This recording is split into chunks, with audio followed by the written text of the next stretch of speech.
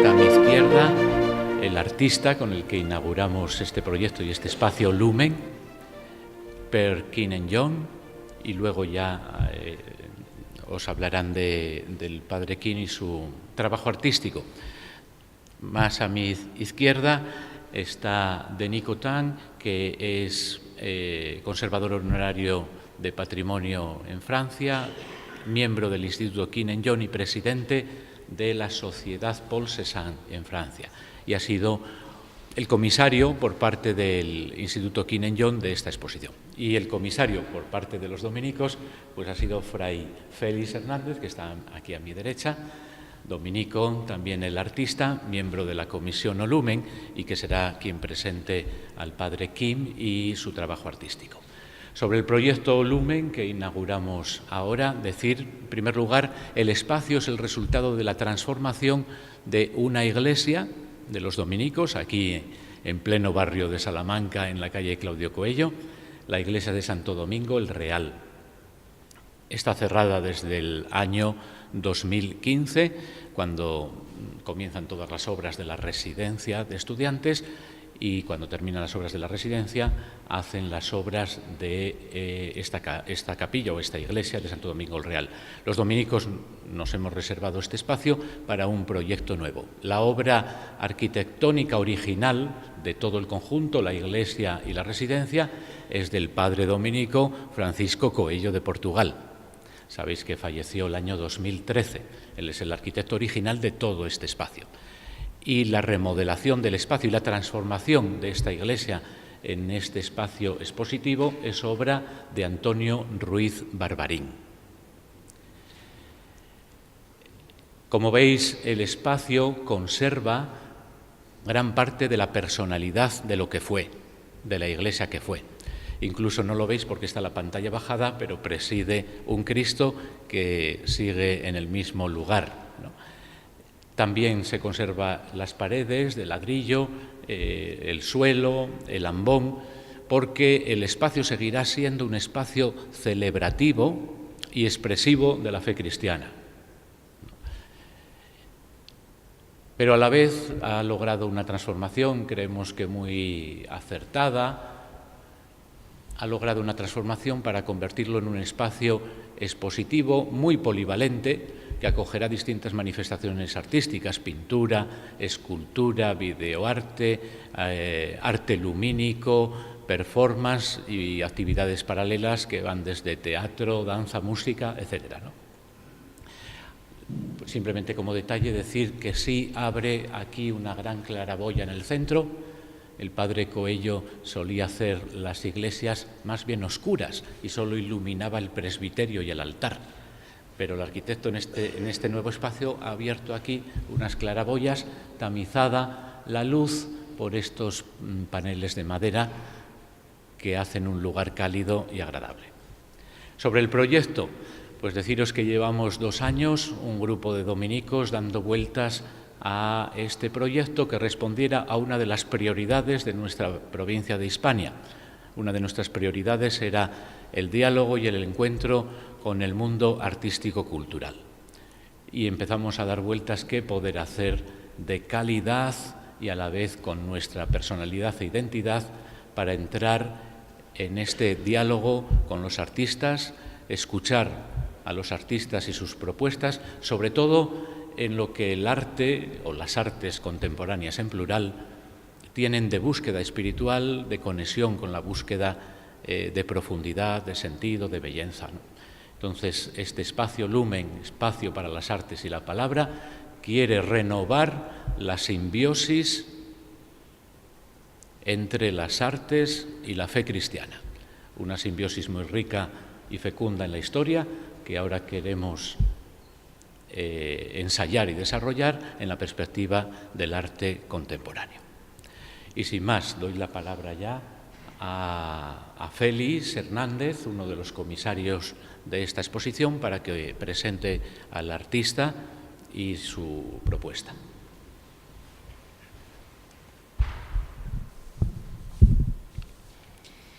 Buenas tardes. Es para nosotros un privilegio y un honor poderles presentar a Fray Kinen-John. Él nace en Corea del Sur, en una población llamada Boyo, en 1940. Nace en el seno de una familia humilde, una familia numerosa, y crece pues muy influido por el arte que ya tenía su padre, que era calígrafo. Desde muy pequeñito pues muestra su talento artístico, y en el año 1959 ingresa en la Escuela de Bellas Artes de Seúl. Allí, gracias a los profesores que volvían de Europa, pues queda fascinado por el impresionismo, por el cubismo, por la abstracción en general. Una vez que termina su carrera de Bellas Artes, para ganarse la vida comienza a trabajar como profesor de dibujo en una institución católica, y allí queda fascinado por la belleza de la liturgia católica y se convierte al cristianismo en el año 1967. 2 años después, en el 1969, se lanza a la conquista del gran sueño que venía acariciando desde mucho tiempo atrás, que era venir a Europa. Viene a Suiza con un billete de $100 y el billete de avión, y nada más.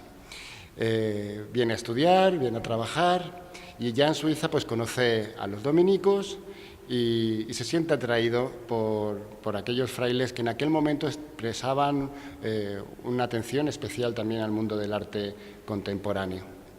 De manera que en el año 70 ingresa en la orden y es ordenado sacerdote en el año 1974.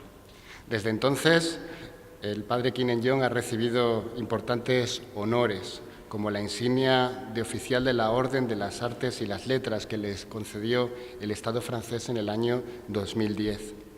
Ha sido merecedor de grandes alabanzas por parte de otros artistas, de eminentes críticos y expertos en el arte, también de destacadas personalidades del ámbito eclesial.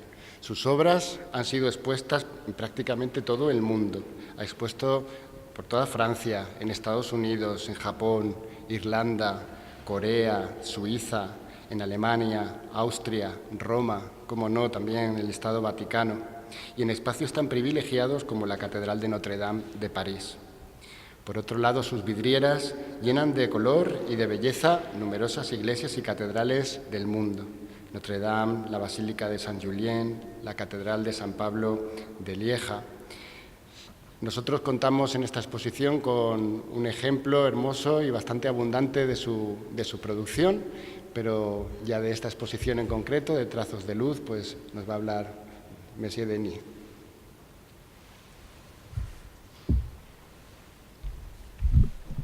Ce matin, je parle en français. Oui. Ce matin, j'ai fait découvrir le musée du Prado au père Kim Il-jong. Esta mañana he permitido, acompañado a descubrir el Museo del Prado al padre Kim Il-jong. Spécialement pour voir 2 peintres, Le Greco et Goya. Especialmente para ver 2 pintores, el Greco y Goya. Greco vient d'une tradition de l'image orthodoxe qui passe par la Renaissance à Rome et vient en Espagne trouver une expression que vous connaissez de cette peinture aux formes, j'allais dire, étirées, où la couleur et le dessin sont uniques dans l'histoire de l'art. El Greco viene de una tradición ortodoxa que pasa por el Renacimiento italiano y al venir aquí expresa con unas formas y figuras alargadas que expresan con el color y la luz, la vida. Goya, c'est l'expérience de la guerre, particulièrement, avec les tableaux du 3 mai. C'est l'expérience de la solitude, de la souffrance avec la Maison du Sourd, ces tableaux très noirs et blancs que nous avons vus ce matin. Et c'est l'expérience, j'allais dire, un peu ludique de la vie des champs, des saisons dans les tableaux de préparation des tapisseries. Goya es la experiencia de la guerra y del sufrimiento, como en la pintura del 2 de mayo, en los fusilamientos, y también la experiencia del campo, de la alegría del campo, en la epidemia de C'est les tableaux de préparation des tapisseries qui sont à l'étage. Voilà. En préparant cette exposition, j'ai pensé à ces deux peintres parce que le père Kim, il n'est pas espagnol, mais il a connu la guerre avec sa famille, l'occupation japonaise, la guerre d'occupation entre le nord et le sud de la Corée dans les années 1950-55. He pensado en estos dos pintores preparando esta exposición porque el padre Kim, aunque no es español, era conocido de la guerra con la ocupación de Corea del Sur por Corea del Norte y con la guerra con Japón que él y su familia han sufrido. Et l'œuvre du père Kim, ce n'est pas une œuvre abstraite qui s'échappe de la figuration. Y la obra del padre Kim no es una obra abstracta que se escapa de la figuración. C'est immédiatement la respiration de l'âme. Le père Kim, lorsqu'il était adolescent et jeune homme, a eu des missions de sentinelle à la lisière de la Corée du Nord et de la Corée du Sud. Es más bien el padre Kim, siendo joven, fue enviado como centinela, como guardia, en la frontera entre Corea del Norte y Corea del Sur. Entonces, su obra no es abstracta y completamente alejada de la realidad, sino que expresa eso que siente. Et il voyait les oiseaux qui passaient d'un bord à l'autre, il voyait le soleil se lever sur les rizières, une expérience de la nature marquée par le travail aussi de calligraphie qui était celui de son père, fait à partir de l'expérience de la nature en Corée. Él veía también los pájaros volando de un lado a otro, veía el sol levantándose y esa experiencia de la naturaleza combinada con la experiencia de la caligrafía, su padre era calígrafo, combinaba esas dos experiencias de la caligrafía y la experiencia de la naturaleza. C'est alors très naturellement que le père Kim se tourne plutôt vers les peintres abstraits, avec le désir de les découvrir en Europe, en France, à savoir Kandinsky, Malevich, Mondrian, des peintres du début du siècle, et puis les peintres qui sont plus contemporains, quand le père Kim était jeune, qu'on appelle en France les peintres de support surface.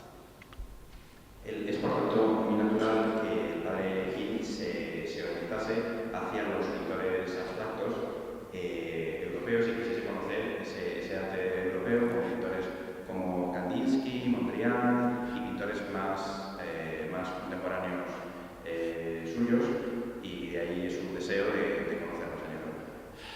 Et l'œuvre du père... Alors, des peintres de support surface, quelques-uns, Entaille, Biolès, Buraglio, quelques autres que le père Kim va découvrir et connaître, mais le père Kim est tout de suite le père Kim. Descubre a los pintores europeos de esa época, pero el padre Kim enseguida se convierte en el padre Kim, no es solamente un discípulo de él. Une œuvre qui va être marquée par le bouddhisme dont il est imprégné, Es una obra marcada por el budismo que le impregnó, mais profondément par sa conversion. Je parle de l'aspect artistique de cette dimension religieuse, par cette expérience de l'art chrétien catholique.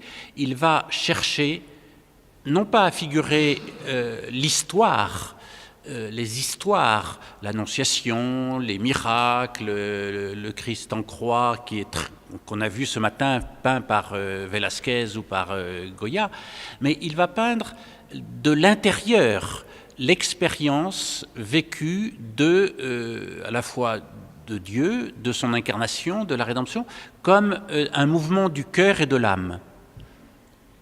Su obra está muy marcada por esta conversión al catolicismo, su experiencia artística de los artistas cristianos influye mucho sobre su obra, pero no lo va a pintar de una manera narrativa, tratando de contar las historias como la Anunciación, los milagros o un Jesucristo crucificado, como el que hoy han visto de Velázquez, sino que lo que va a intentar es expresar esa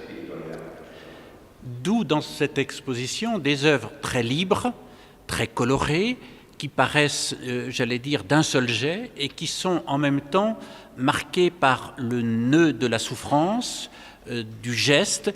Pour Kim, peindre, j'allais dire, c'est une danse, c'est un mouvement, j'allais dire, de chorégraphie, voire de toréador qui se confronte à l'arène dans laquelle il doit se débattre.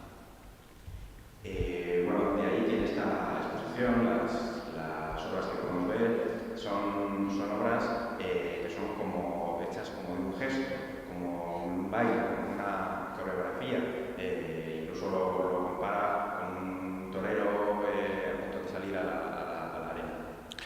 Un mot, alors l'exposition, ce sont des toiles surtout des 2 dernières années, quelques-unes sont un peu plus anciennes pour montrer le parcours. Plusieurs...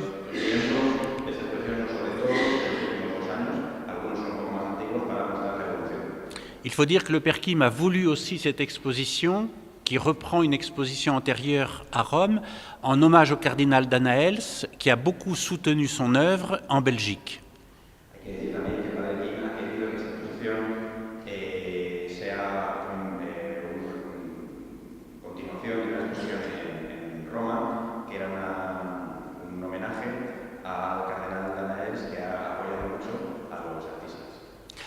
Alors, comme a dit tout à l'heure, comme cela a été dit, une part essentielle de l'œuvre du Père Kim, ce sont les vitraux, où il aura beaucoup de commandes à Brioude, dans la nouvelle cathédrale d'Évry. Entonces, una parte esencial, como he dicho antes, de la obra del Padre Kim son las vidrieras que podemos encontrar en varias catedrales. Je veux dire que les vitraux, vous pourrez voir dans certains livres, s'adaptent aussi bien dans l'art très contemporain que dans l'art roman du Moyen-Âge.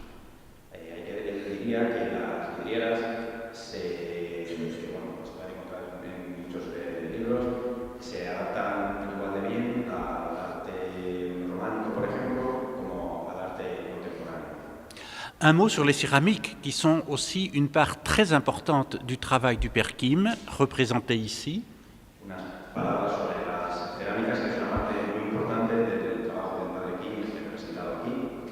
Alors certes, le Père Kim peut faire référence à Picasso, qui a œuvré beaucoup dans les céramiques à Vallauris dans les années 50, à Chagall.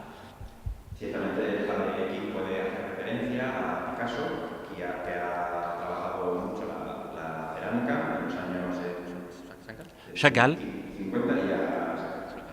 Mais je voudrais dire, c'est un peu présomptueux, que la référence essentielle, c'est celle de Dieu qui prend de la terre et qui fait la première œuvre d'art quand il dit « faisons l'homme à notre image ».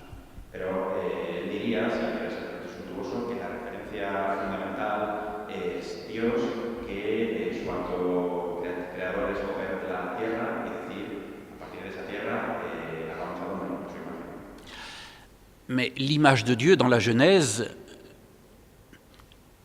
elle n'a pas de figure. Donc Kim va transposer dans la terre, va la triturer, va la marxer, quelquefois va lui donner de la souffrance ou quelquefois garder son élan avec cette expression passée par le feu qui donne à cette œuvre un caractère unique et dans l'art de la céramique et dans l'œuvre même du Père Kim.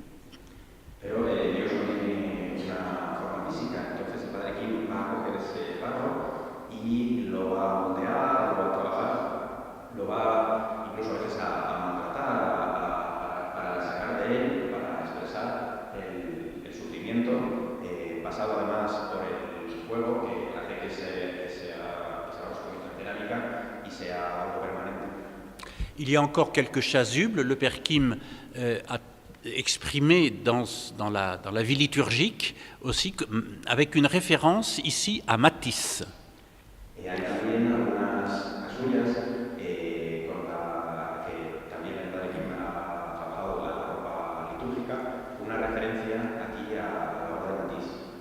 Parce que Matisse, vous le savez, a créé une chapelle à Vence que le Père Kim a connue très tôt dans sa vie et qui va être une référence et dans l'ornementation, dans les vitraux et dans tout le décor, dans toute la réalité liturgique à l'intérieur de cette église.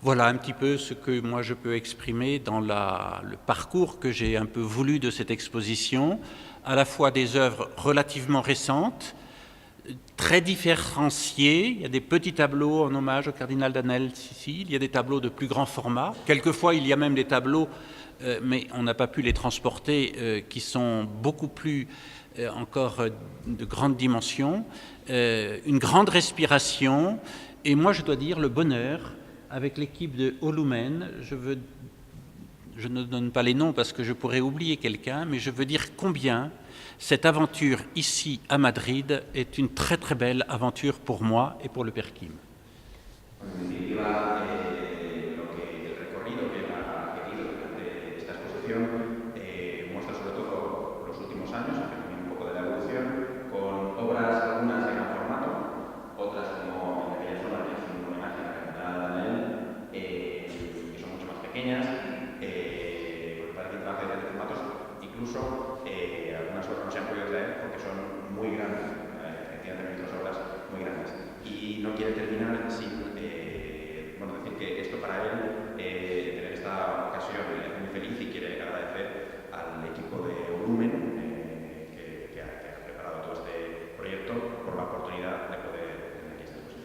Un dernier mot, j'ai conduit le Père Kim sur les traces de Cézanne à Aix-en-Provence, car il aime beaucoup Cézanne, moi aussi, et quelques-unes de ces toiles sont marquées de ce cheminement que nous avons fait dans les carrières de Bibémus au pied de la montagne Sainte-Victoire.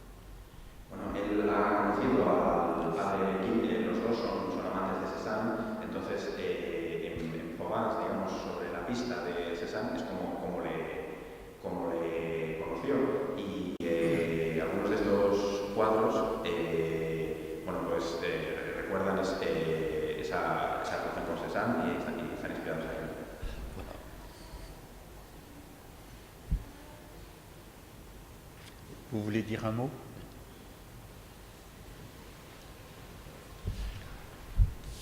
Je ne voudrais que remercier pour tous ceux qui ont travaillé pour cette exposition que je ne mérite pas. Dice que solo quería agradecer a todos los que han trabajado en esta exposición que él no siente merecer. Tout à fait personnel, et je dois vous dire que très curieusement, les grands musiciens coréens, au début du XXe siècle, ils ont été formés en Espagne. Una cuestión muy personal, los grandes músicos coreanos de principios del siglo XX han sido formados en España. Et moi-même, personnellement, il y a 40 ans, pour la première fois, j'étais venu à Madrid. Et à ce moment-là, j'avais un père spirituel dominicain qui voulait absolument me montrer Toreador. Y él mismo, hace 40 años, estuvo una vez en Madrid y su padre espiritual, dominico, quiso justamente enseñarle una calle de toro. Cela m'a suscité grand intérêt parce que pour Toreador, il y a Eren et il y a grand public derrière. Une arène. Il y a l'espace de Toreador, l'arène, et le public. Oui, mais pour moi, mon Eren, cette grande toile blanche par terre. Eso pesaba mucho la parte espiritual porque las piedras de toros son una arena muy grande, un público, pero para él su arena es un lienzo plano. Je n'ai pas les épées pour piquer le taureau, mais j'ai le pinceau et spatule. Alors, je ne tue pas le taureau, mais je chasse le diable en travaillant. Así que él no mata al toro, pero él expulsa al diablo trabajando. Et quand la séance est terminée, taureau est par terre. Y cuando se ha terminado la comida, el toro está en el suelo. Pour moi, quand je termine mon travail, c'est une élévation comme cela. Pero cuando él termina su trabajo, es una elevación. Je n'ai pas de public qui m'applaudit, mais je suis dans le silence total. Él no tiene un público que le aplauda, sino que está en silencio total. À ce moment-là, je me console en disant, en pensant la parole de Saint Dominique, ce que tu as contemplé pendant la nuit apporte le fruit au monde. En ese momento se consuela pensando en las palabras de San Domenico, aquello que has contemplado por la noche, apórtalo al mundo. Donc, je dis à moi-même, ce que tu travailles, tu vas porter le fruit au monde. Así que se dice a sí mismo, aquello que trabajes, tienes que aportar el fruto al mundo. Et aussi, mon grand bonheur, vous découvrirez 3 petits tableaux que j'ai fait avec François Chen. Y también su gran felicidad, porque es una alegría, descubrieron aquí 3 lienzos, 3 pequeños cuadros que ha hecho conjuntamente con François Chen. Sí. C'est un point extrêmement important pour moi parce que Es un punto extremadamente para él. et François Chen et moi-même nous sommes convertis. Porque François Chen y él mismo se convirtieron. Je suis devenu catholique à 27 ans, François Chen 40 ans. Él se hizo católico a los 27 años y François Chen a los 40. Il est arrivé en France à l'âge de 19 ans, mais maintenant il est membre d'Académie française, un étranger unique. Él llegó a los 19 años a Francia, pero ahora es miembro de la Academia Francesa, un extranjero.